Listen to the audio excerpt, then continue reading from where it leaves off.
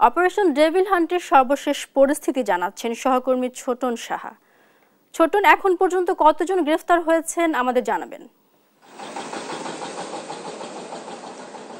Operation devil হান্টের যে কার্যক্রম সেটি কোস্টগার্ড সহ যৌথ বাহিনীর সেই অভিযান কিন্তু চলমান রয়েছে এবং গত রাতে আমরা দেখেছি কোস্টগার্ডের যে অভিযান সেই অভিযানে কিন্তু আওয়ামী লীগ নেতা এবং অপারেশন ডেভিল হান্টের যে অভিযানগুলো সেগুলো আসলে চিরুনি অভিযান এবং তারা সেই অভিযান কিন্তু অব্যাহত রেখেছে। আমি কোস্টগার্ড যে অপারেশন ডেভিল হান্টের যে কার্যক্রম চলছে সেটি ক্যামেরার মাধ্যমে দেখানোর চেষ্টা করছি এবং কোস্টগার্ড থেকে বলা হয়েছে যে কোনো রকম নাশকতাকারীকে তারা সন্দেহভাজন যদি মনে হয় এবং তাদেরকে তল্লাশি তারা করছেন, চেকপোস্ট বসাচ্ছেন, একই সাথে অভিযানে নামছেন এবং তাদেরকে তারা আটক করছেন এবং এই বলা যায় যে তাদের পক্ষ থেকে বলা হয়েছে এই কোস্টগার্ড এবং যৌথ বাহিনীর যে ওর সাথে সম্পৃক্ত থাকবে এবং যাদেরকে সন্দেহভাজন মনে হবে তাদেরকে তারা আটক করবে, এমনটি কিন্তু কোস্টগার্ডের পক্ষ থেকে বলা হয়েছে। তো